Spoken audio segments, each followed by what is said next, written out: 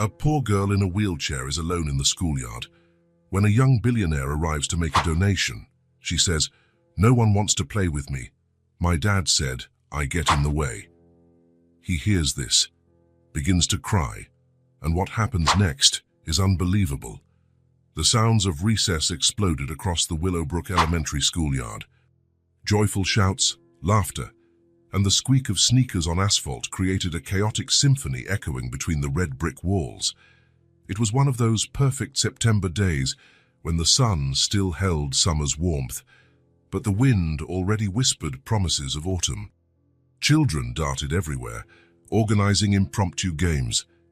The yard buzzed with pure energy, that energy only children can produce, as if they could convert air into joy. In the midst of all this burst of life, there was one completely silent corner. Lily was there, as always. Her small pink wheelchair was positioned under the shade of an oak tree, far enough from the commotion not to bother anyone, but close enough to observe every movement, every laugh, every game she was never a part of. She hugged a doll that had clearly seen much better days. Its blonde hair was frayed and tangled, with some strands missing. The blue dress, which must have once been vibrant and was now faded and torn. One of the doll's arms dangled loosely, held only by a few stubborn threads. At 4 years old, Lily had already learned a cruel lesson. Recess meant 30 minutes of absolute solitude. 30 minutes watching other children enjoy themselves in ways that seemed impossible for her. 30 minutes hugging her only companion, pretending she didn't care. "Clara, do you think anyone will talk to us today?" she whispered to the doll, adjusting the worn dress.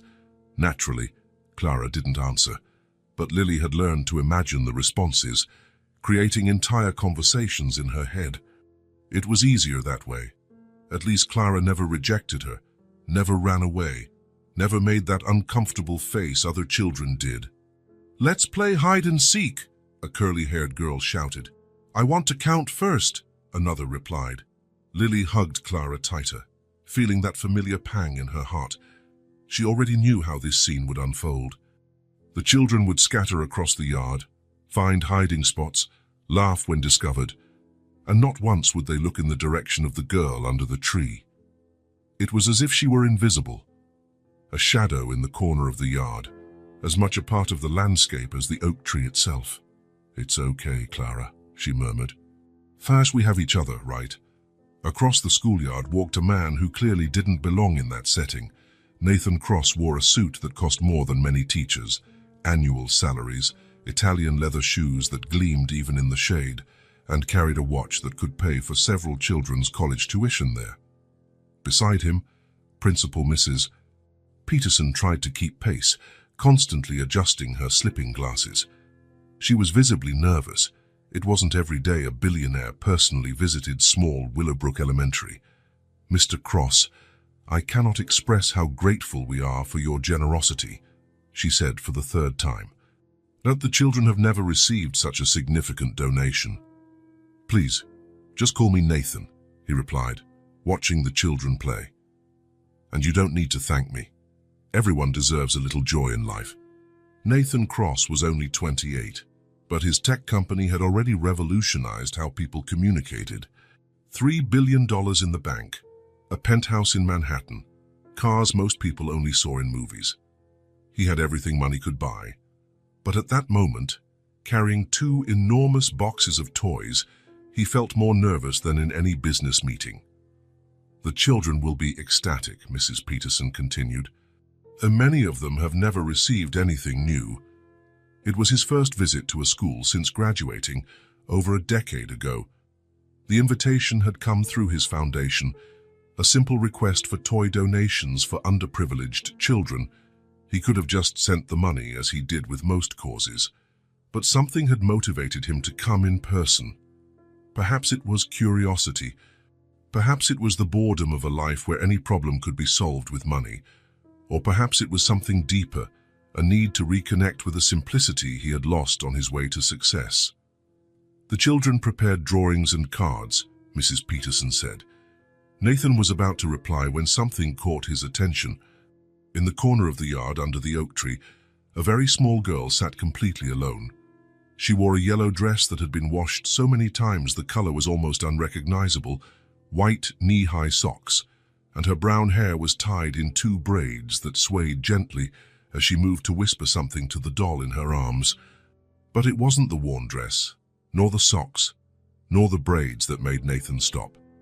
It was the absolute solitude emanating from that small figure. It was a solitude he recognized. Nathan had grown up in a 40-room mansion, where the echo of his own footsteps was his only company. He knew what it was like to be surrounded by people and still feel utterly alone. "Who is that girl?" he asked, pointing discreetly. Mrs. Peterson followed his gaze and her face softened. "Oh, that's our little Lily. Poor dear. What happened to her? She doesn't have many friends here at school." "Why?" "Children can sometimes be difficult, Mr. Cross. They don't know how to interact with someone different. And her father is going through a tough time." Nathan watched Lily quietly converse with her doll. She smiled at the toy, as if hearing fascinating answers, nodded as if agreeing with some observation, chuckled softly, as if the doll had told a joke. There was something pure about that moment, a child creating her own joy in the midst of isolation. It was touching and devastating at the same time. "I'm going to talk to her," he said, handing the boxes to Mrs. Peterson. "Mr. Cross, perhaps it's best not to." "It's fine. I just want to say hello."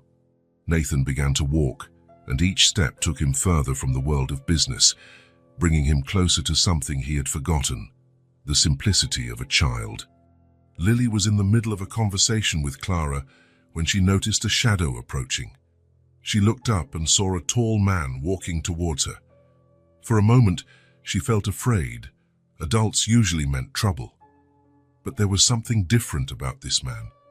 He didn't have the tired expression of teachers, nor the hurried pace of other children's parents. His eyes were kind, and he walked slowly, as if not wanting to startle her.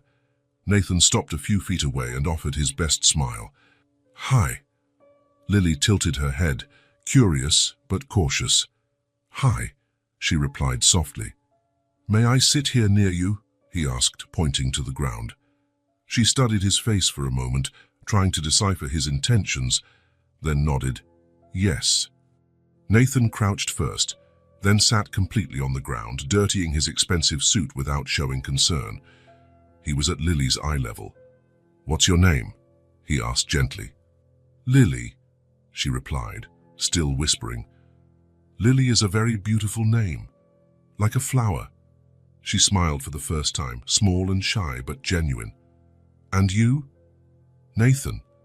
"Nice to meet you, Lily." "Nice to meet you," she murmured, looking at the doll. "And this is Clara. She's my best friend." "Nice to meet you too, Clara," Nathan said, extending his hand to greet the doll. The gesture made Lily laugh, a sweet sound like music. "She said she liked you very much," Lily solemnly informed him. "Oh, really? And how do you know?" "Because I know. We talk about everything."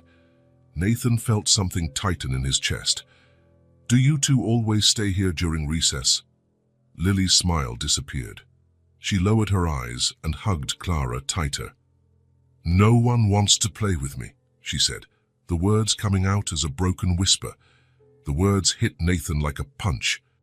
He had faced the brutal competition of business, the falsehood of self-serving people, the coldness of competitors, but nothing compared to the devastating honesty of a 4-year-old saying no one wanted to play with her.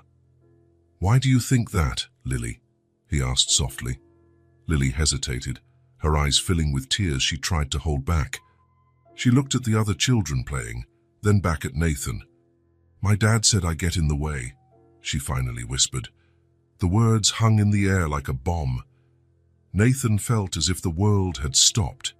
All his wealth, all his successes seemed insignificant before the pure pain in that little girl's eyes. He didn't know what to say. There was no course that taught how to comfort a heartbroken child. There was no business strategy to heal wounds left by cruel words. So, Nathan did the only thing that seemed right. He sat more comfortably on the ground, crossing his legs, staying completely at Lily's height. "You know what, Lily? Sometimes people don't know how to be friends, but that doesn't mean you get in the way, not at all. Lily looked at him curiously, still hugging Clara, but there was a spark of hope in her eyes. You seem like a really nice girl, and Clara seems amazing too. Really? She asked, her eyes shining. Really? Can I be your friend? The smile that spread across Lily's face was like the sunrise, slow but capable of illuminating everything around her. You really want to play with me? I do. What do you two like to do? We like to pretend we're at a tea party, or that we're princesses, or that we're flying through the sky. Flying? Nathan asked, intrigued. Yes. Clara loves to fly. She always tells me about the clouds and the birds and how beautiful it is up there. Nathan felt his heart ache. And you, Lily? Do you like to fly? Lily looked at her legs, then at her wheelchair, then at Nathan. I fly with her. In my imagination. It's the best kind of flying. At that moment, Nathan Cross, the man who had built an empire, who had transformed ideas into billions, who had conquered everything the world considered important, realized he had never found anything as valuable as the pure imagination of a child. Then let's fly together, he said, standing up. Can you teach me? Lily laughed, louder this time. You don't know how to fly. Not a clue. I'll need a very good teacher. I can teach you. First, you close your eyes and imagine you're floating. And so, in the middle of the Willowbrook schoolyard, a billionaire learned to fly with a 4-year-old girl and her worn doll. They closed their eyes and stretched out their arms, imagining clouds and blue sky and places where no one was ever alone. When Lily opened her eyes, Nathan was still there, arms outstretched and a genuine smile. Thank you for playing with me, she said, her voice full of gratitude. Nathan felt something shifting within him, a connection that had nothing to do with money or power. It was something simpler and more complex than any deal he had ever closed. Thank you for teaching me to fly, Lily. The bell for the end of recess echoed across the yard, and the other children began to run towards the building. Nathan watched Lily adjust Clara on her lap and maneuver her chair with impressive skill. Are you coming back? She asked before rolling away, vulnerability in the question. Nathan looked at that extraordinary girl, with her faded yellow dress, her swaying braids, her eyes full of cautious hope, and knew his life had changed forever. Fate will, he replied without hesitation. I promise. And for the first time in a long time, Nathan Cross made a promise he knew he would keep, not out of obligation or strategy, but because he had found something he didn't know he was looking for. As Lily rolled away, Nathan remained under the oak tree, feeling that something fundamental had changed within him. He had come to donate toys, but he ended up gaining something infinitely more valuable. The memory of what it was like to be a child, and the certainty that some connections are worth more than all the money in the world. Nathan hadn't slept well the night before. Every time he closed his eyes, he saw Lily's face, those big eyes full of sadness when she said no one wanted to play with her, the shy smile that appeared when he sat on the ground to talk, the way she hugged Clara as if the doll were her only protection in the world. By 6 in the morning, he was already up having coffee and planning his day. But instead of thinking about meetings or investments, his mind was completely focused on one thing: finding the perfect gift for a 4-year-old girl who had touched his heart in a way he couldn't explain. Nathan left home earlier than usual and drove to the best toy store in Manhattan. The place was just opening when he arrived, and the saleswoman seemed surprised to see a man in a suit entering the first minute of business. Good morning, sir. How can I help you? She asked, still organizing some items on the counter. I'm looking for a very special doll, Nathan said, and realized how strange those words sounded coming from his mouth. It's for a 4-year-old girl. Of course, we have an entire section dedicated to dolls. Do you have any specific preferences? Nathan thought for a moment. She needs to have brown hair and a dress, lilac, perhaps, something that looks special but not intimidating. The saleswoman guided him to an area filled with dolls of all types and sizes. Nathan observed each one carefully, trying to imagine which one Lily would choose if she could. He wanted something that was different from Clara, not to replace her, but to be her companion. After examining dozens of options, his eyes landed on a doll that seemed perfect. She had curly brown hair that shimmered softly under the store lights, large, expressive eyes, and wore a lilac dress with small white lace details. It wasn't overly elaborate, but there was something special about her, a quality Nathan couldn't define, but which immediately made him think of Lily. "This one," he said, pointing. "This one is perfect." The saleswoman smiled. "Excellent choice. This doll is part of our premium line. She has articulated joints that allow for various poses, removable clothes, and even comes with some extra accessories." "Great. Can you gift wrap it specially?" "It's a very important present." While waiting for the wrapping to be ready, Nathan found himself imagining Lily's reaction. Would she be happy? Would she find the doll pretty? What if she preferred to just keep Clara? The anxiety he felt was completely new to him. He had never worried so much about someone's reaction to a gift. An hour later, Nathan was parking in the same spot as yesterday in front of Willowbrook Elementary. The carefully wrapped gift was on the passenger seat, and he picked it up with the same care he would use for something extremely fragile. Recess hadn't started yet, so Nathan decided to wait at the reception. Mrs. Peterson appeared a few minutes later, looking surprised but visibly pleased to see him again. "Mr. Cross, what a pleasant surprise. We didn't expect to see you again so soon." "Nathan, please," he corrected automatically. "I brought something for Lily. I hope you don't mind." The principal's eyes lit up when she saw the package in his hands. "Of course I don't mind. What a lovely gesture. I'm sure she'll be delighted. Can I wait until recess to give it to her?" "Of course. You can wait in my office if you like." Nathan shook his head. "I prefer to wait right here, if it's not a problem. I want to see her when she comes out to the yard." Mrs. Peterson smiled understandingly. "Of course. By the way, yesterday afternoon, Lily wouldn't stop talking about you to her teacher, Miss Sarah. She was radiant. It's been a long time since we've seen her so excited." These words warmed Nathan's chest in an unexpected way.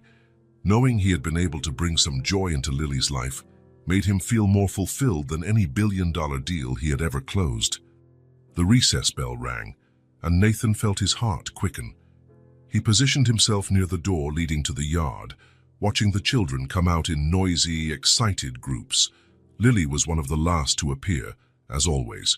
She maneuvered her wheelchair with Clara firmly clutched in one arm, heading automatically to her usual spot under the oak tree. Nathan waited until she was settled before approaching. When Lily saw him walking towards her, her face lit up with a smile that was worth every minute he had spent in the toy store. "Nathan, you're back," she exclaimed, her voice full of genuine joy. "I promised I'd be back, didn't I?" he said, approaching and kneeling beside her. "And I brought something special." Lily's eyes widened when she saw the colorful package in his hands. "Is it for me?" "It is. But first, let me explain something very important about this gift." Lily nodded gravely, as if preparing to hear crucial information. Nathan handed her the package carefully. This doll inside has a very serious problem." "A problem?" Lily asked, concerned, but still holding the gift. "Yes. She hates being alone. Really hates it. And she told me she really wants to live with you and Clara."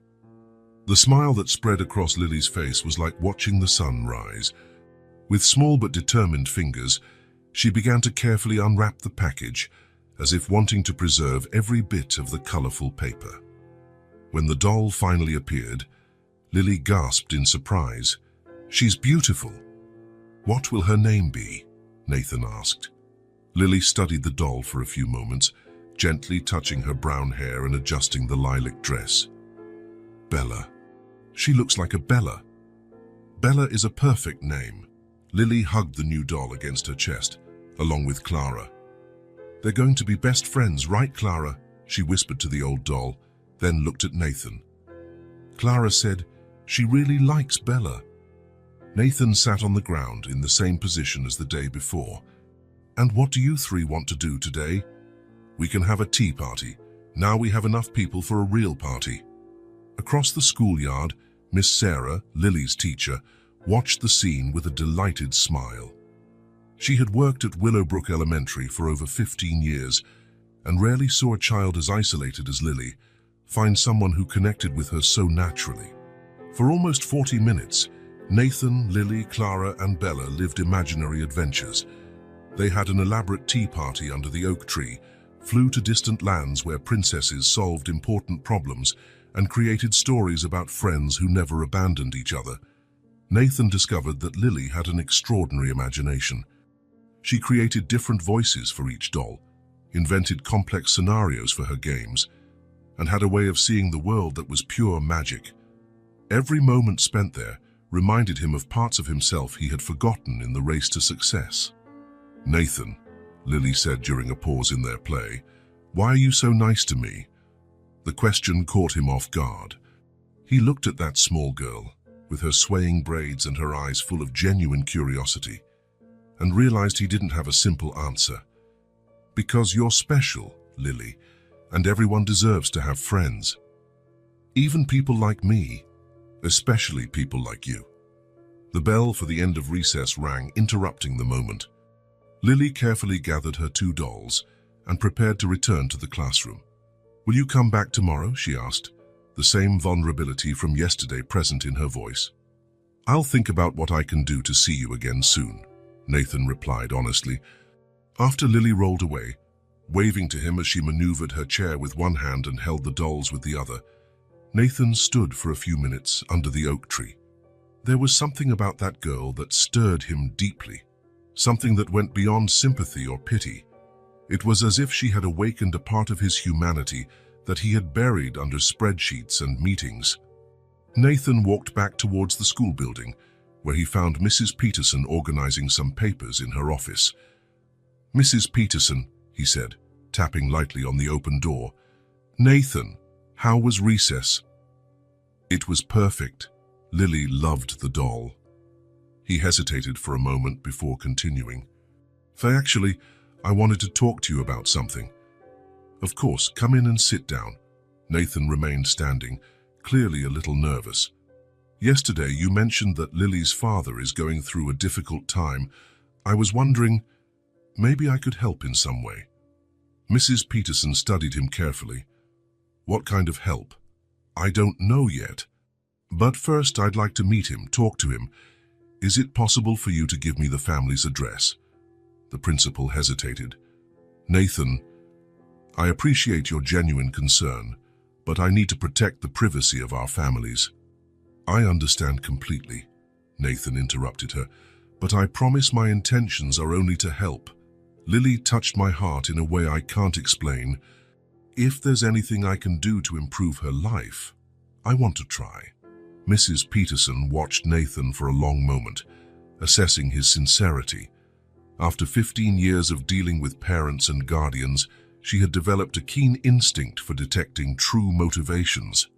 "Let me think about it," she said finally. "Perhaps I can talk to her father first to see if he would be willing to meet you. That would be perfect. Thank you very much." As Nathan left the school, his mind was already at work. There was something about Lily's situation that wouldn't leave him alone. Such a special child shouldn't feel like a burden to anyone. And if there was a way he could use his resources to make a difference in her life, he was determined to find out what it was. 2 hours after leaving school, Nathan stood in front of a small apartment complex. The contrast with his world couldn't be greater. While his penthouse offered panoramic views of Manhattan, here the windows looked out onto cramped courtyards and old cars parked on the street. The address Mrs. Peterson had agreed to provide led him to a 3-story building with peeling paint. Number 247B was nailed to a faded blue door on the 2nd floor, accessible by an external staircase that creaked with each step. Nathan climbed slowly, mentally organizing what he would say. It wasn't common for him to make unannounced visits, especially to people who didn't even know he existed. But the image of Lily saying she got in the way wouldn't leave his mind. He knocked on the door 3 times. Heavy footsteps approached, and the door opened just a few inches, held by a security chain. A man appeared in the gap, disheveled brown hair, unshaven, tired eyes carrying the weight of someone who had slept very little. "What do you want?" The voice was rough, suspicious. "My name is Nathan Cross. I met your daughter Lily at school. I'd like to talk to you." Mark studied Nathan through the gap, the expensive suit, the gleaming watch, the confident posture. Everything screamed trouble. In his experience, well-dressed men who showed up at his door always brought bad news. "I'm not interested in buying anything," Mark said, starting to close the door. "I'm not selling anything. I just want to talk about Lily." Something in Nathan's tone made Mark hesitate. There was a sincerity there he didn't expect. Reluctantly, he removed the chain and opened the door. Mark wore a paint-stained white t-shirt and torn jeans. His hands were dirty, and there was an expression of profound exhaustion on his face, the kind of fatigue that goes beyond lack of sleep. "Come in," he said unenthusiastically. The apartment was small and modestly furnished. The living room combined with the kitchen in a single space, where a table was covered with papers, bills, job ads clipped from newspapers, a calculator with numbers still visible. An old but clean sofa occupied the center, and Nathan could see Lily's toys in a corner. "Sorry for the mess," Mark said, gathering some papers. "I wasn't expecting visitors." "Don't worry," Nathan replied. The apartment was simple, but there was an effort to keep it organized. "Thank you for having me." Mark pointed to the sofa. "Sit down. Want some water?" "No need to trouble yourself." Mark sat in the opposite chair, keeping his distance. His crossed arms made it clear that this conversation was unwelcome. "What do you want to talk about, my daughter?" Nathan chose his words carefully. "I met her yesterday at school. I was there to make a donation and ended up talking to her during recess. And she was alone, playing with an old doll, not interacting with other children." Mark clenched his jaw. "Lily is different from other children. It's hard for her to make friends. I understand that, but I talked to her and there's something that worries me." "What kind of concern?" Mark asked, defensively. Nathan took a deep breath. "She told me no one wants to play with her, and then she said something that stuck with me." Mark waited, tension growing in his shoulders. "She said you told her she gets in the way." The words fell like stones. Mark froze, blood draining from his face. When he finally spoke, his voice was hoarse. "She said that." "She did, and from the way she said it, it was clear those words hurt her deeply." Mark stood abruptly, walking to the window. He stood with his back to Nathan, hands clenched into fists. "You don't understand," he said, voice low and tense. "You have no idea what it's like." "Then explain it to me." Mark turned, tears of anger in his eyes. "You want to know what it's like? I wake up at 5 in the morning to work on a construction site. I come home at 6 covered in mud. Then I have to bathe her, make food, help with homework. And after she's asleep, I stay up until dawn looking for other jobs because one job doesn't pay the bills." Nathan listened in silence. "And you know what's harder?" Mark continued, voice breaking. "It's seeing other kids running and knowing my daughter will never be able to do that. It's having to carry her upstairs because not every place has a ramp." "Mark, you show up here in your $1,000 suit wanting to lecture me." Mark interrupted. "Do you think I don't know I've made mistakes? Do you think I don't hate myself for all the times I lost my patience?" Nathan stood up slowly. "I didn't come here to judge you." "Then why did you come?" "Because I saw an incredible girl who feels rejected, and I thought maybe you didn't know how much your words affected her." Mark ran his hands over his face. "Of course I know. Do you think I don't see how she gets? But I'm at my limit, man. I can't do it anymore." "She doesn't need luxury," Nathan said softly. "She just needs you." The words hung in the air. Mark stopped, as if physically struck. He looked at Nathan in surprise, as if he hadn't expected to hear something so simple and true.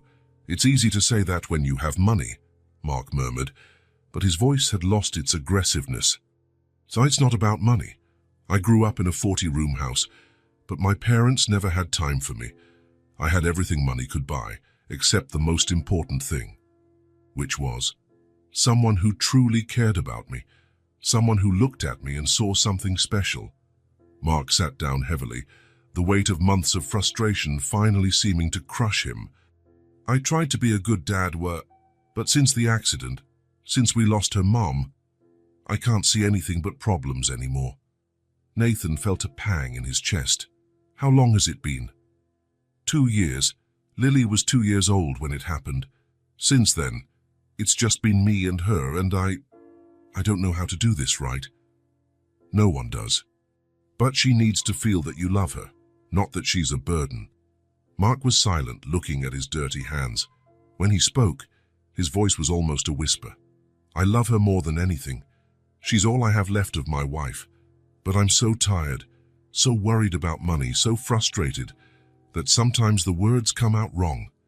Nathan leaned forward. She doesn't understand financial frustrations. She only understands that her father, the most important person in her life, said she gets in the way. The words hit Mark like punches. He covered his face, and Nathan could see his shoulders trembling. I messed up, didn't I? There's still time to fix it. Mark looked at Nathan. How? Starting by telling her that you love her and that she doesn't get in the way at all, that she's actually the best part of your life. What if it's too late? Children forgive more easily than adults, especially when they feel that the love is true. Mark was silent, processing everything. Nathan could see an internal struggle between wounded pride, exhaustion, and genuine love for his daughter. Why do you care? Mark asked. You don't even know us. Nathan thought for a moment. Because Lily reminded me what it's like to feel alone in the world. And because sometimes an outsider can see things that those in the middle of the situation can no longer see. Mark nodded slowly. She doesn't need luxury, Nathan repeated softly. She just needs you, your time, your attention, your unconditional love. These words echoed in the silent apartment, penetrating deep into Mark's heart. He didn't answer, but Nathan could see that something had changed in his expression. The words had found their target and now lived within him, demanding a response only he could give. The day after his conversation with Mark, Nathan arrived at Willowbrook Elementary with an idea. The words he had said to Lily's father echoed in his mind, but he knew there might be something more concrete he could do for the girl, something that didn't just depend on her father's change of attitude. He found Miss Sarah organizing materials in her classroom before classes began. Mr. Cross, she said, surprised. It's good to see you again. Actually, I came to talk to you about an idea, Nathan said. I need your help with something. Miss Sarah stopped what she was doing. Of course, how can I help? I'd like to try something different during recess today. I want to see if we can get some children to play with Lily. The teacher's eyes lit up. What a wonderful idea. I've tried a few times, but maybe with a different approach it will work. Exactly. I thought if I invited some children to play with us in a natural way, they might discover how special Lily is. Miss Sarah smiled. I know some children who would be perfect. Emma is very kind and always helps her classmates. Jake is funny and can make anyone laugh. And there's Sophie, who loves dolls as much as Lily. Perfect. Do you think they'd be up for it? I'm sure. I just need to present the idea in the right way. During morning class, Miss Sarah carefully observed the children she had chosen. Emma was helping a classmate with math, confirming her nurturing nature. Jake was making faces to make a shy girl laugh. Sophie was showing a princess drawing to her friends. When the recess bell rang, Miss Sarah approached the three. Emma, Jake, Sophie, can you come here for a minute? The children approached, curious. Do you know Lily from our class? The girl in the wheelchair, Emma asked. That's right. She's always alone at recess. And today we have a special opportunity. There's a really nice man who's her friend, and he'll be in the yard. How about you go meet him and play all together? Jake frowned. But what can we play with her? She can't run. Miss Sarah crouched down to the children's height. There are many games that don't require running. You can play make-believe, tell stories. Jake Garn, you're so funny. I'm sure you could make Lily laugh a lot. She has very beautiful dolls, Sophie said, interested. I saw her with 2 yesterday. Exactly, and she loves creating stories with them. Emma, you're always kind to everyone. And Jake, you can make any game fun. Emma nodded gravely. We will, Miss Sarah. No one should be alone. That's right, Jake agreed. I'll tell her my best jokes. And I can bring my small doll to play too, Sophie added. In the yard, Nathan was already in his usual spot under the oak tree. Lily had positioned herself there with Clara and Bella, telling a story about princesses saving distant kingdoms. And then Princess Clara used her special magic to make all the flowers grow, she was saying when Nathan approached. What an amazing story, he said, sitting on the ground. Princess Clara seems very powerful. She is, and Princess Bella too. They are best friends and save everyone together. Nathan smiled, but his eyes searched for Miss Sarah and the children in the yard. He saw them slowly approaching. Lily, Nathan said softly, how about today some children come and play with us? Lily's eyes widened. Other children, but they don't like to play with me. Maybe they just haven't had the chance to get to know you properly. Before Lily could answer, Emma, Jake, and Sophie approached. Hi, Lily, Emma said with a smile. We're from your class. Can I sit here? Lily looked at Nathan, then at Emma, clearly surprised. You can, she said softly. Jake plopped down on the ground with energy. Hi, I'm Jake. Want to hear a joke? Do you? Lily asked, a small smile appearing. Why did the chicken cross the road? Why? To get to the other side, Jake shouted, and started laughing so contagiously that Lily couldn't help but laugh too. Sophie sat down delicately, taking a small doll from her backpack. I brought Marina to play with Clara and Bella. Can they be friends? Lily's eyes sparkled. They can. They'll love meeting Marina. Nathan watched the scene unfold with warmth in his chest. Miss Sarah had chosen the perfect children. Emma naturally took on the role of gentle organizer, suggesting they form a circle. Jake continued telling jokes. Sophie immersed herself in Lily's doll world. At first, there was a palpable shyness. The children weren't sure how to interact, and Lily was clearly nervous, clutching her dolls tightly. But gradually, the magic began to happen. Let's pretend our dolls are at a party, Sophie suggested. Yes, Lily exclaimed, more animated. And they can fly to the party. Dolls don't fly, Jake said, but not cruelly. Ours do, Lily explained patiently. In imagination, want to try? Jake seemed intrigued. How? Lily closed her eyes and stretched out her arms, holding Clara. You close your eyes, imagine you're flying, and then you can go anywhere. To Nathan's surprise, Jake closed his eyes and stretched out his arms too. Where are we flying to? To a castle in the clouds where there's a party with chocolate cake. I love chocolate cake, Emma shouted, joining the game. Soon all the children worried flying. Even Nathan participated. When they opened their eyes, they were all laughing loudly. That was amazing, Jake said. I've never flown before. Lily is very good at flying, Nathan said. She taught me too. From that moment on, the dynamic changed completely.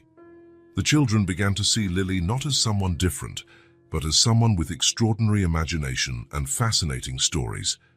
Emma suggested they play princess school. Jake invented that the dolls were superheroes. Sophie created a magical beauty salon. But it was Lily who shone at the center of it all.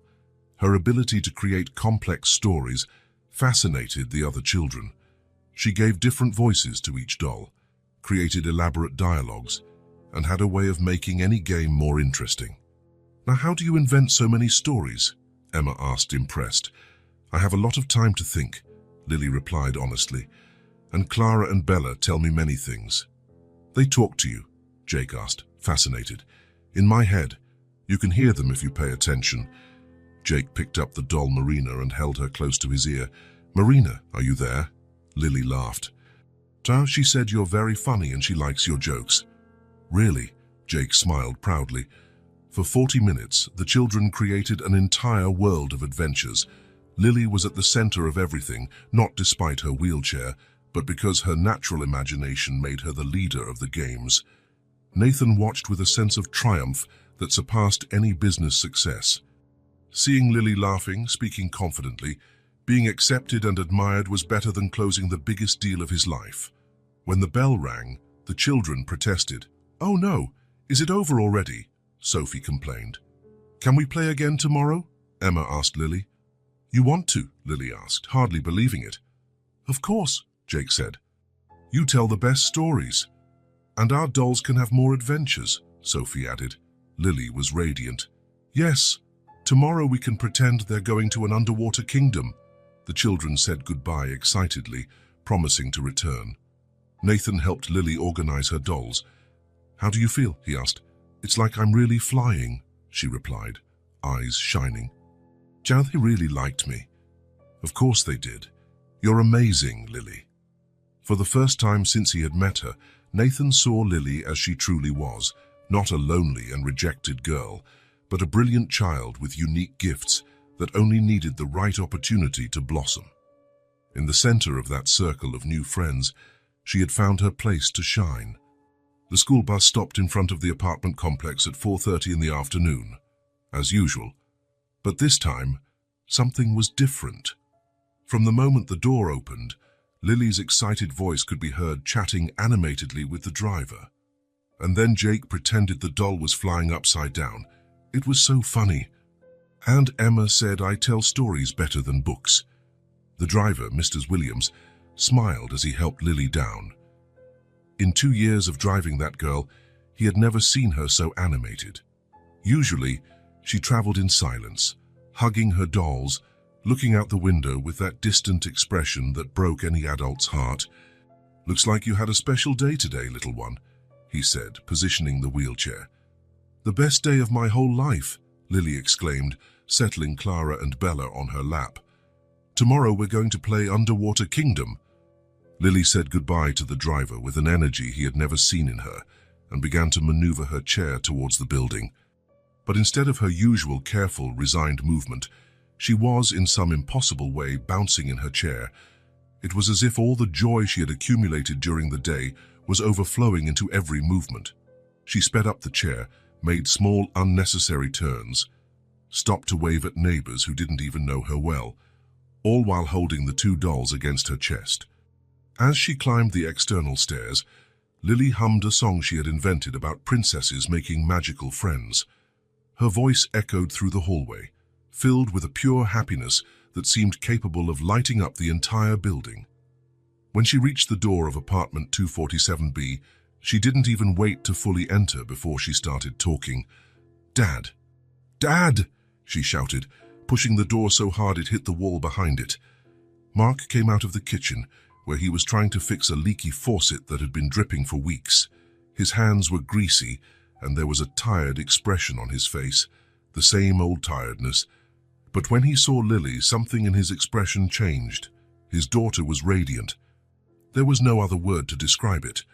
Her eyes shone in a way he hadn't seen in so long that he had forgotten what it was like.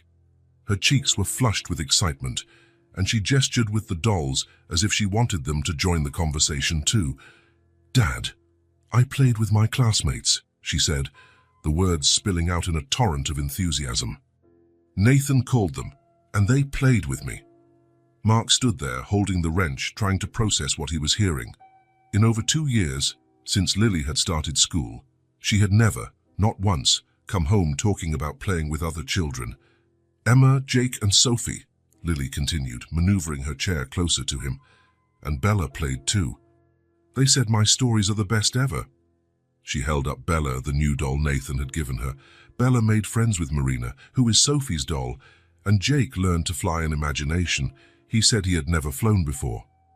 Mark slowly put the wrench on the kitchen counter, without taking his eyes off Lily. There was something mesmerizing about seeing her so happy. It was like watching a wilting flower suddenly blossom again. "And guess what else, Dad?" Lily asked, her eyes shining even brighter. "They want to play with me again tomorrow. Emma said I'm going to be the story leader because I'm the best at it." Story leader, Mark repeated softly, as if testing the words. Yes, and Nathan said I'm amazing.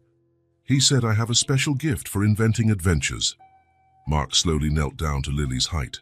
Up close, he could see every detail of the happiness on his daughter's face, the tiny wrinkles around her eyes from smiling so much, the glow that seemed to come from within, the way she held her dolls as if they were precious treasures. "Times they really played with you?" he asked, his voice softer than it had been in a long time. "Yes, and it wasn't out of pity, Dad. They really liked me. Emma said I'm the most creative person she knows, and Jake wants me to teach him more flying tricks." Lily took Mark's hand with one of hers, still holding the dolls with the other. "Dad, it was the best day of my life. The best day I've ever had." Mark looked at that small hand holding his, so confident, so full of life. When was the last time Lily had voluntarily sought his touch? When was the last time she had shared something good with him? "I'm happy for you, Lily," he said, and realized those were the first genuinely affectionate words he had said to her in weeks. "Are you really happy?" she asked, studying his face with those big, perceptive eyes. Mark felt something constrict in his throat. "I am. You deserve to have friends. And I have them now. I have Nathan, Emma, Jake, Sophie, Clara, and Bella. That's a lot of people." The smile on Lily's face was so pure, so genuine, that Mark felt as if he was seeing his daughter, truly seeing her, for the first time in a long time. Not the child who needed medical care, not the responsibility that overwhelmed him, not the constant reminder of everything he had lost, but simply Lily, an amazing, creative 4-year-old girl full of love to give. "Can I tell you more about the game while you make dinner?" she asked. "Of course," Mark said, standing up. "Tell me everything." And she did. Throughout the entire dinner preparation, simple ham and cheese sandwiches, Lily narrated every minute of recess. How Nathan had organized everything. How the children had been shy at first. How she had taught everyone to fly in imagination. How they had created elaborate stories about the dolls. Mark listened as he cut the bread, as he spread butter, as he poured orange juice into mismatched glasses. And for the first time in a long time, his silence was not one of tiredness, frustration, or irritation. For the first time, Mark's silence was one of emotion. He was moved seeing his daughter so happy. He was moved realizing how special she was, something the other children had discovered in an afternoon, but which he had forgotten amidst all the difficulties.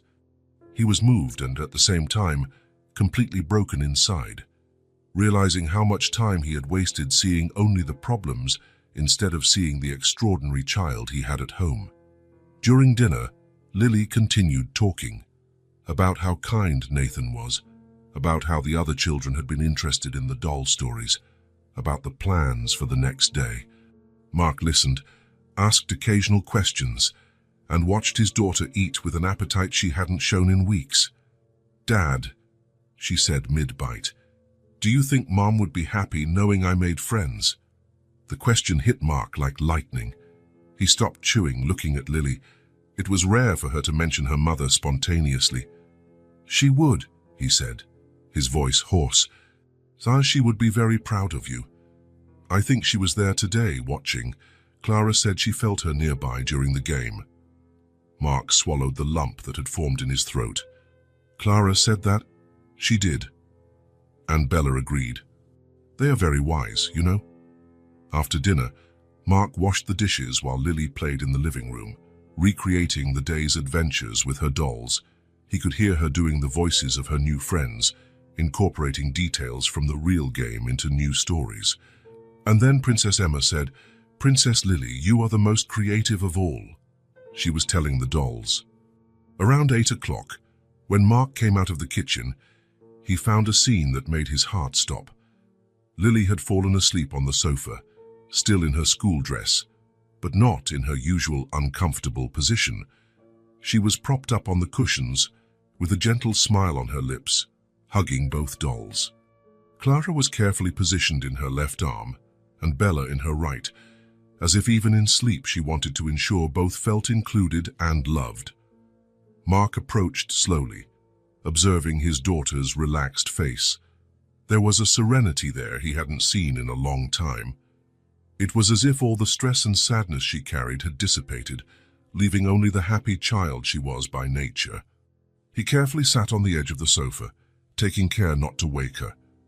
Up close, he could see details he had failed to notice: the small freckles on her nose, her long eyelashes, the way she held her dolls protectively even while sleeping. The guilt that had been growing inside him since his conversation with Nathan finally overflowed. Here was his daughter, a child of only 4 who had spent the best day of her life simply playing with other children. Something so simple, so basic, but that had been denied to her for so long. And part of the blame was his. Not just for making her feel like a burden, but for failing to see her magic, her creativity, her ability to bring joy to the world. "Faiz, you're just a child," he whispered, his voice breaking. "You're just a child, and I can barely be a father." The words came out as a painful confession. Mark gently ran his hand through Lily's hair, taking care not to wake her. "Your mom would know what to do," he continued whispering. "She would see what I should have seen from the beginning. That you are not a problem to solve. You are a gift. You are all the good that was left of her." Lily stirred slightly in her sleep, clutching the dolls closer to her chest. Mark remained still until he was sure she hadn't woken up. "I'm going to be better," he promised softly. "I don't know how, but I'm going to try to be the father you deserve. The father she wanted me to be." Mark sat there for over an hour, watching Lily sleep, silently promising that he would do everything differently, that he would find a way to be for her what Nathan had been in just a few days, someone who saw her light instead of her limitations. When he finally carried her to her room, carefully placing her in bed and arranging the dolls beside her, Mark felt something he hadn't felt in a long time: hope. Hope that it wasn't too late to fix what had been broken. Hope that he could still be the father Lily needed. And hope that the smile she had brought home that day could become permanent in their lives. Mark woke up that morning with a strange feeling. After watching Lily sleep the night before, seeing her so happy, so at peace hugging her dolls, something had changed within him. It was as if a door that had been locked for 2 years had opened a crack, letting in a little light. Breakfast was different. Lily was still radiant from the day before, telling about her adventures with her new friends. But this time Mark really listened, not with forced patience as usual, but with genuine interest. "And today, Emma said we're going to play Underwater Kingdom," Lily explained while eating cereal. "Bella and Clara are going to be mermaid princesses." "Mermaid princesses," Mark repeated, and for the first time in a long time, there was a true smile in his voice. "What an interesting adventure." Lily looked at him in surprise. "Do you really think it's interesting?" "I do." "You have an amazing imagination, Lily." The smile that spread across her face was like sunbeams. Mark felt a pang of something he couldn't identify: pride, regret, perhaps a mixture of both. After Lily went to school, Mark tried to follow his normal routine. He had a painting job at a house 3 neighborhoods away. But throughout the drive, throughout the morning painting walls, his mind was elsewhere. He kept seeing Lily the night before, sleeping so peacefully, hugging her dolls. He kept hearing her excited voice talking about her new friends, and above all, he kept hearing Nathan's words: "She doesn't need luxury. She just needs you." Around noon, Mark called his boss and made up an excuse about not feeling well. It wasn't a lie, he really wasn't well, but not physically. It was something much deeper. He went home and found the apartment silent. He walked through the rooms, seeing everything with different eyes. Lily's toys organized in a corner, the drawings taped to the refrigerator, the small wheelchair next to the table. When was the last time he had truly looked at these things? He approached the refrigerator and studied the colorful papers.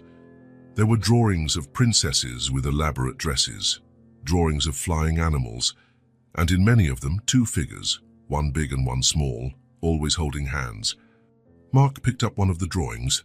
The larger figure had brown hair like his, and the smaller one was in a wheelchair, holding a doll, In the corner, in childish letters, "Me and Daddy." He didn't remember Lily showing him this drawing. When had she tried to share this, and he had been too busy to pay attention? Mark sat down heavily, still holding the drawing. For the first time in 2 years, he allowed himself to remember how things used to be. He remembered baby Lily, always smiling. He remembered how Sarah used to say Lily would be a storyteller. "She has an amazing imagination," Sarah used to say. "Watch how she plays. She creates entire worlds in her head." Mark had forgotten that. At 2 in the afternoon, he went out to the small backyard behind the building. It was a shared space and with patchy grass and a shade tree. Normally, he only went there to hang laundry. That's when he saw her. Lily was there, playing alone under the tree. She had come home from school and, instead of staying indoors as usual, had decided to take her dolls outside. Mark stood at the door watching. Lily was sitting on the grass with Clara and Bella arranged in front of her. She was telling them a story, using different voices for each character. And then Queen Clara said, "Princess Bella, we need to save the Deep Sea Kingdom," Lily said, moving the old doll with theatrical gestures. Joyce and Princess Bella replied, "Let's go together. We never leave a friend behind." Mark approached silently and sat on an old plastic chair, just observing. For the first time in a long time, he really looked at his daughter, not as a responsibility, not as a reminder of everything he had lost, but as she truly was. And what he saw left him breathless. He saw a 4-year-old girl with extraordinary creativity, capable of transforming 2 dolls and a patch of grass into epic adventures. He saw someone who, despite all difficulties, had never lost the ability to dream. He saw a child who continued to believe in happy endings. And then, like a lightning bolt hitting his consciousness, Mark saw himself in her. He saw his own brown eyes reflected in hers. He saw the dimples that appeared when she smiled, the same ones Sarah said he had. He saw the way she frowned when concentrating, exactly as he did. But more than that, he saw parts of himself he had forgotten. He remembered when he was a child and spent hours inventing stories about heroes. He remembered how he created entire worlds with sticks and imagination. Lily was him. She was Sarah. She was the best combination of the two, and he had been too blind to see it. "Daddy?" Lily's voice pulled him from his thoughts. "Are you okay? You look sad." Mark realized there were tears in his eyes. "I'm fine, sweetie. I was just watching you play." "Want to play with me?" she asked, and there was cautious hope in her voice. When was the last time she had asked that question? How many times had he replied he was busy? "I do," he said, standing up. The smile that lit up Lily's face was so pure that Mark felt as if his heart would burst. He sat on the grass beside her, not caring about the dampness. "What's the story about?" he asked. "It's about 2 princesses who are best friends and save kingdoms together," Lily explained, handing Clara to him. "Can you be Queen Clara's voice? She's very wise and brave." Mark took the old doll, feeling the texture of the worn fabric, seeing the patches he had made himself. What should Queen Clara say? She should say something wise about how true friends never give up on each other. Mark looked at his daughter, then at the doll. "Princess Bella," he said, trying to make a different voice. "True friends stick together always, no matter what. And fathers who love their daughters should never give up on them either." Lily stopped, looking at him with wide eyes. "That was a really good line, Daddy." "Thank you. Queen Clara sometimes says things that Daddy needs to remember too." They played for almost an hour. Mark discovered he had forgotten how fun it was to use his imagination, how liberating it was to create worlds where everything always worked out. He discovered his daughter had a natural talent for storytelling. When the sun began to set, they went inside together. Mark prepared dinner, but this time he actively participated in Lily's conversations about the day. He asked questions about her new friends, wanted to know details of the games, and laughed when she imitated her classmates' voices. Throughout the evening, while helping Lily with her activities while bathing her, Mark was thinking. Nathan's words had a deeper meaning now. She doesn't need luxury. She just needs you. Not just his physical presence. Lily needed him, his love, his attention, his genuine interest. She needed a father who saw her light instead of her limitations, and Mark knew he needed to apologize. Around 9 o'clock, after Lily had brushed her teeth and chosen which book she wanted him to read, something they hadn't done in months, she settled into bed with Clara and Bella on each side. "Daddy," she said, as he adjusted the blanket, "today was almost as good as yesterday. Why? Because you played with me and you seemed really happy." Mark felt his heart ache. "So I was happy, very happy. Are you going to play with me again tomorrow?" "I am, whenever you want." Lily smiled and closed her eyes. "Good night, Daddy." "Good night, my love," Mark said, kissing her forehead. He left the room, but couldn't focus on anything. He walked around the apartment, organizing things that didn't need organizing, trying to find the courage to do what he knew he needed to. Around 10:30, Mark went back to Lily's room. She was sleeping soundly, breathing softly, with the dolls positioned on each side. He knelt beside the bed, taking care not to make a sound. In the past 2 years, he had avoided these moments. Seeing Lily sleeping always reminded him of Sarah. But today he needed to be there. He needed to say the words that were burning inside him. "Lily," he whispered, believing she was deeply asleep. "I need to tell you something." She didn't stir, and Mark took a deep breath. "It was that day. The accident, he began, his voice breaking. "Your mum was gone. And I was so lost, so angry, so scared, that I started to see you as the rest of it all, as part of the tragedy, instead of seeing you as you truly are." Tears began to flow. "But it's not fair. It's not fair to you, and it's not fair to her memory, because you're not part of the tragedy, Lily. You're the best part of it. You're all the good she left in the world." Mark paused to control his voice. "I said horrible things. I made you feel like you were a burden, when in fact you are the only good thing in my life. And I'm so sorry. I'm so sorry for being such a bad dad." It was then he heard a soft noise. Mark looked and saw that Lily had opened her eyes. She was looking at him with those big, serious eyes. "Lily, I always waited for you to come back," she said softly, her voice clear in the darkness. "Not home. To me." The words hit Mark like a slap. Lily slowly sat up in bed, still holding Clara.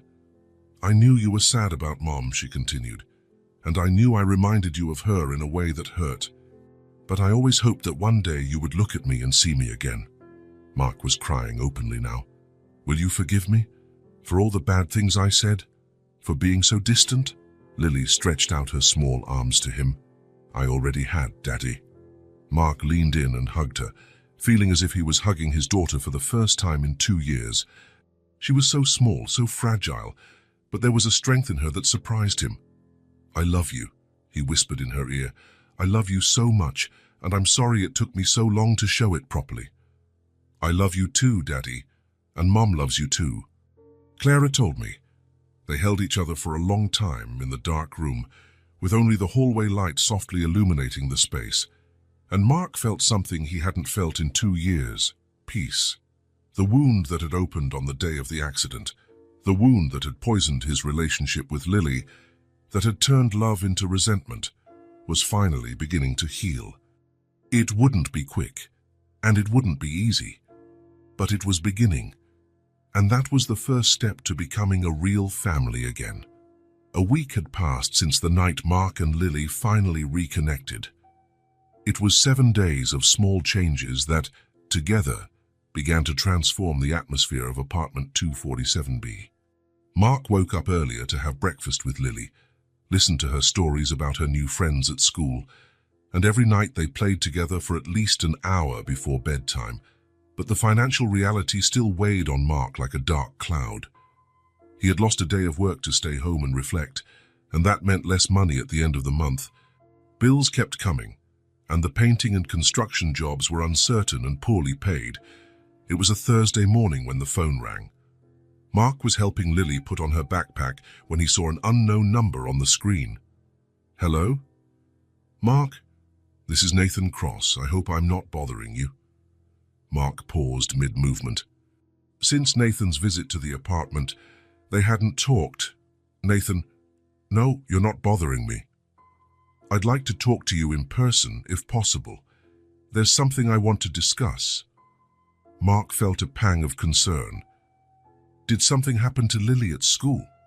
No, Lily is great. In fact, that's what I want to talk about. Would you have time to meet this afternoon? Mark looked at Lily, who was finishing arranging her dolls in her backpack. I have a job today, but I can cancel. Don't cancel for my sake. How about we meet after you pick Lily up from school? I can stop by your apartment around 5. Sure, is everything really okay? Everything's great, Mark. See you soon. Mark hung up the phone with a strange feeling in his stomach. Nathan sounded different on the phone. There was a contained excitement in his voice that he couldn't decipher. The rest of the day passed slowly.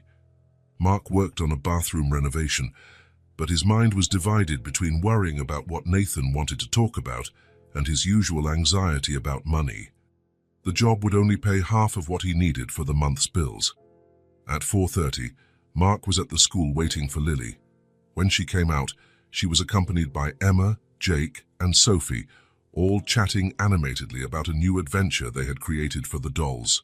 "Dad," Lily exclaimed upon seeing him, "you're early." "I am. How was your day?" "Amazing. We created a kingdom where mermaid princesses teach little fish to fly, and tomorrow we're going to continue the story." Mark smiled, watching as the other parents greeted their children. There was a naturalness in those interactions that he was learning to imitate. What a fantastic story. "Nathan came today too," Lily said, as they walked to the bus stop. "He said he's coming to our house later." "Oh, really? Did you talk?" "We did. He said he's very happy because you and I are playing together now. He said we look like a real family." Mark felt something constrict in his chest. A real family. That's what they were becoming again, wasn't it? They arrived home at 5 sharp, and Nathan was already waiting in the parking lot. He was wearing more casual clothes today, jeans and a light blue shirt, but still looked completely out of place in that environment. "Nathan!" Lily shouted from the bus window, waving enthusiastically. Nathan smiled and waved back. When Mark and Lily got off, he approached. "How are you two?" "We're good," Mark replied, still trying to decipher the expression on Nathan's face. "Want to come up?" "Sure." In the apartment, Lily immediately began telling Nathan about the day's adventures at school, while Mark prepared coffee. He observed the interaction between the two. There was a genuine connection there, a mutual affection that went beyond sympathy. "Nathan," Lily said, showing a drawing she had made, "this is you, me, and Daddy, flying together to the Cloud Kingdom." Nathan studied the drawing carefully. "It's perfect, Lily. Can I keep it?" "You can. I'll make another one just like it for Daddy." After Lily went to her room to play with her dolls, Nathan and Mark sat at the small kitchen table. Mark served coffee in mismatched mugs, feeling uncomfortable with the formality of the situation. "Mark," Nathan began, his hands wrapped around the mug, "I want to talk about an opportunity." "What kind of opportunity?" Nathan took a deep breath. "In the last few days, I've been thinking a lot about you and Lily, about the financial situation you're facing, about how that affects the time you can spend with her." Mark stiffened. "Nathan, if you're offering charity—" "It's not charity," Nathan interrupted softly. "It's a job, a real job." Mark frowned. "What kind of job?" "My company is expanding its operations here in the city. I need someone to manage maintenance and small renovations in our offices. It's a job that requires skills you already have: painting, repairs, coordinating small construction projects." Mark listened in silence, trying to process the information. "The salary is competitive," Nathan continued. "Much better than the temporary jobs you've been doing. But the most important part is that I want to offer you a job with flexible hours." so you can live with dignity and have time for your daughter." The words hung in the air. Mark looked at Nathan, trying to understand if he had heard correctly. Flexible hours. You would primarily work during Lily's school hours. Free mornings to take her to school. Free afternoons to pick her up. Free weekends. Emergencies only when absolutely necessary, and always with extra compensation.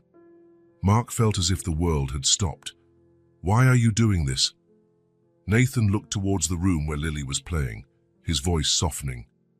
"Because I saw what you two have together. I saw how she glows when she talks about you, and I saw how you've changed in the last week. You deserve the chance to build that connection without the constant pressure of financial problems." "Nathan, this is very generous, but it's not generosity, Mark. It's an investment. You have skills I need, and I have resources that can make a difference in your lives.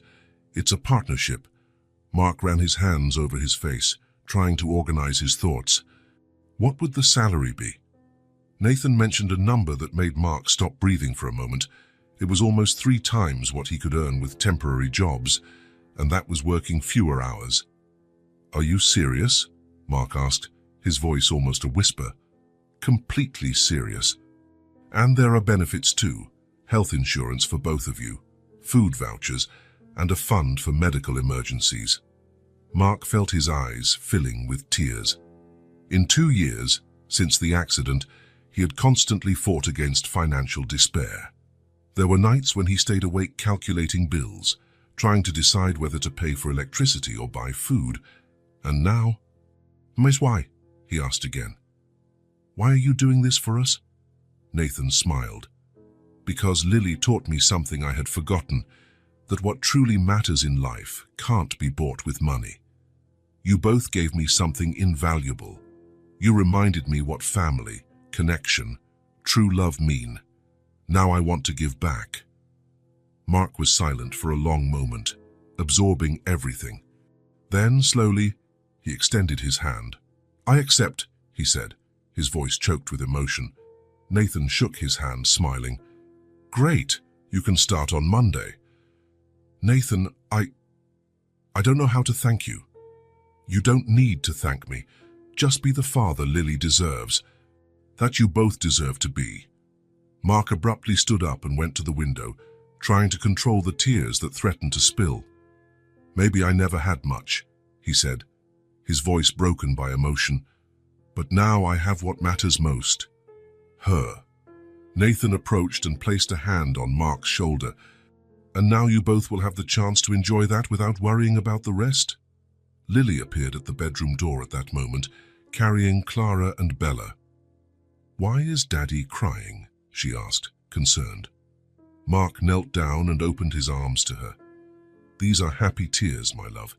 Daddy got a new job, a good job." "Really?" Lily's eyes lit up. Does that mean you'll be less tired?" "It means I'll have more time to spend with you," Mark said, hugging her. "And more time to play. Much more time to play." Lily smiled and looked at Nathan. "Thank you for helping my daddy." Nathan knelt beside them. "Thank you for teaching me what truly matters, Lily." The following Monday, Mark started his new job. Nathan's company office was only 20 minutes from home, and the environment was completely different from anywhere he had ever worked. People were respectful, the work was interesting, and for the first time in years, Mark felt professionally valued. But the real change happened at home. With predictable hours and a stable salary, Mark found that he could be the father he had always wanted to be. He woke up early to prepare a special breakfast for Lily, pancakes on weekends, funny-shaped scrambled eggs during the week. He took her to school every morning, talking about their plans for the day. "Dad," Lily said one of those mornings as they walked to school, "did you know Emma said you're the most smiling dad ever?" "Smiling?" Mark laughed. "And what did you say?" "That you weren't like that before, but now you remember to be happy." The words hit Mark in an unexpected way. Remember to be happy. That's exactly what it was. He had forgotten how to be happy, and Lily had helped him remember. Afternoons became Mark's favorite time. He would pick Lily up from school, and they always stopped at the small park on the way home. Lily had made friends with other children, besides Emma, Jake, and Sophie, and Mark watched with pride as she became popular for her creativity and kindness. "Dad, look!" Lily shouted one of those afternoons, pointing to the adapted swing that had been installed in the park. "Can I go?" "Of course you can." Mark helped her transfer from her chair to the swing and began to push her gently. Lily's laughter echoed through the park, pure and contagious. "Higher, Dad. I want to really fly." "Hold on tight then." And there, pushing his daughter on the swing, seeing her laugh and feel the wind on her face, Mark realized that this was the happiest moment he had lived in years. Evenings also changed completely. Instead of collapsing exhausted on the sofa after a hard day's work, Mark had energy to have dinner with Lily, help her with homework, and spend at least an hour playing before bed. "What story are we going to create tonight?" he would ask every evening. "One where a father and daughter are adventurers exploring distant planets," Lily would reply one night. "Try one where we are detectives solving magical mysteries." On another, and Mark discovered that he had a talent for inventing stories as much as his daughter.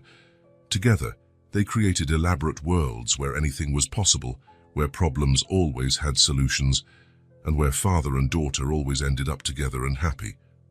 The apartment also changed physically.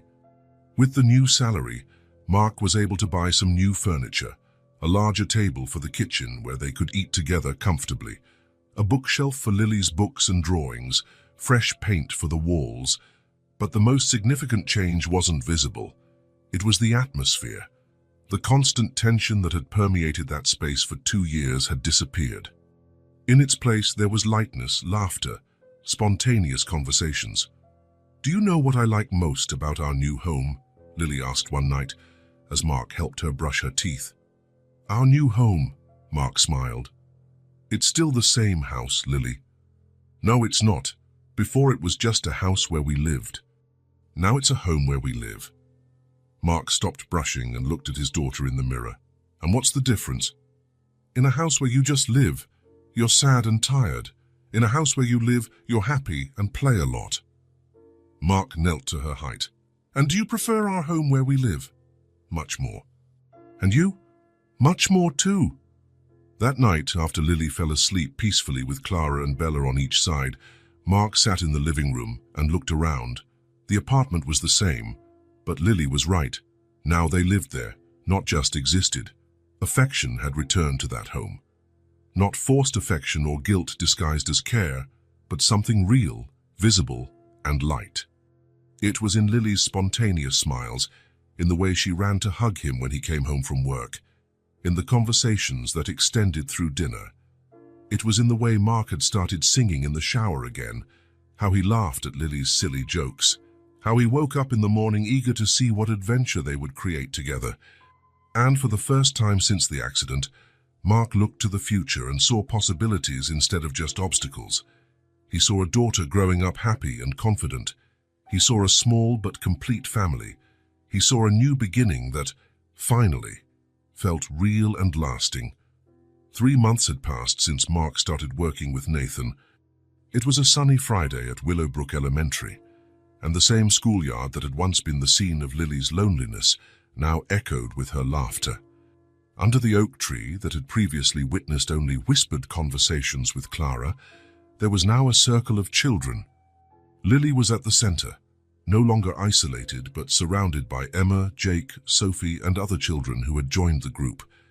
"And then the mermaid princess taught all the fish to fly," Lily recounted, holding Bella and gesturing animatedly. "And the underwater kingdom became the kingdom of possible dreams," Miss Sarah observed from the school door with a proud smile. Lily's transformation had been the most beautiful she had ever witnessed. The girl who arrived at recess carrying loneliness was now the center of creativity and joy. "How do you always come up with these stories?" Emma asked, fascinated. "It's because she has real magic," Jake declared. "Special people make everyone special too," Lily smiled, hugging Bella. "Taz, it's because when you have real friends, stories become much more interesting." The bell rang, and the children said goodbye, promising to continue the story the next day. Lily maneuvered her chair to Mark, radiant. "Dad, you won't believe the adventure we created today."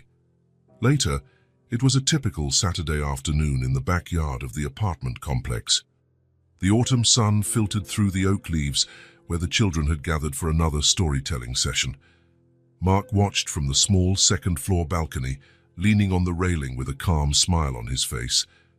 There was something magical about seeing Lily like this, so confident, naturally the center of attention, transforming a simple afternoon into an epic adventure. His daughter had completely changed. The security she now radiated was a result of the renewed love between them and the certainty that she had her place in the world. "Today," Lily announced to the group, "we're going to create the story of the family of united hearts." "What's it about?" Sophie asked. "Hey, it's about people who start out alone, but then discover they can form a chosen family." Mark smiled, recognizing elements of his own journey in his daughter's creativity. It was then he heard familiar footsteps on the stairs. Nathan appeared, carrying his usual bag of treats. "I hope I'm not interrupting your storytelling afternoon," Nathan said, though he knew he was always welcome. "Nathan," the chorus of children's voices echoed from the backyard. "Never," Mark replied. "What surprise did you bring today?" Nathan smiled. "Something special, but first..." He held up the bag. "Ice cream for everyone." The children gathered around Nathan as he descended. Lily arrived first, always curious. "I also brought this," Nathan said, taking out a small box with holes. "Remember the story about magical birds?" He carefully opened the box, revealing 2 small parakeets, one blue and one green. "They're real," Anna exclaimed. "And they're ours?" Lily asked, hardly believing it. "They belong to the whole family," Nathan said, looking at Mark. "What are we going to name them?" Mark asked, seeing Lily's bright eyes. "Hope and joy, because that's what you brought into our lives." For 2 hours, the children played in the backyard. Lily's stories gained new characters, wise birds that helped heroes. Nathan naturally participated in the games, no longer as a visitor, but as an essential part of that creative universe. When the other children were called home, only the 3 remained, Mark, Nathan, and Lily, watching the sunset while Hope and Joy chirped softly. "Dad," Lily said, nestled between the 2 men, "do you remember when I used to be alone under the tree at school?" "I remember," Mark replied softly. "Now I have so many friends that sometimes I can't even play with all of them on the same day." Nathan laughed. "That's a very good problem to have." "It really is. And guess what else?" Lily looked at both of them. "I think Mom sent you to us, Nathan, to take care of us." Mark felt his eyes well up, but they were tears of gratitude. "Now we're a real family," Lily continued, "small but full of love."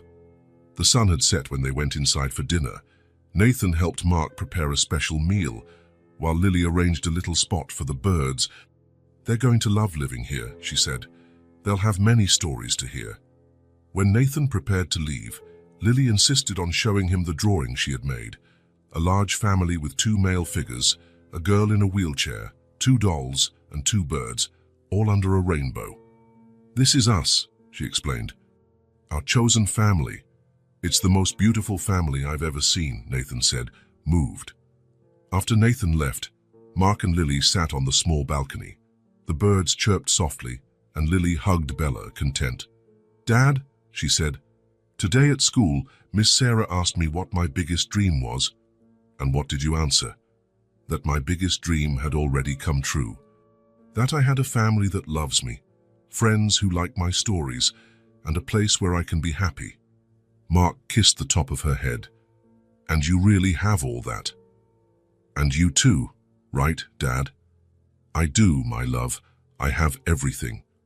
That night, Mark put Lily to bed along with Clara and Bella, while Hope and Joy chirped softly. The house was full of life, of love, of possibilities, and at the center of it all was Lily, no longer the lonely girl from the schoolyard, but a radiant child surrounded by love, a girl who had transformed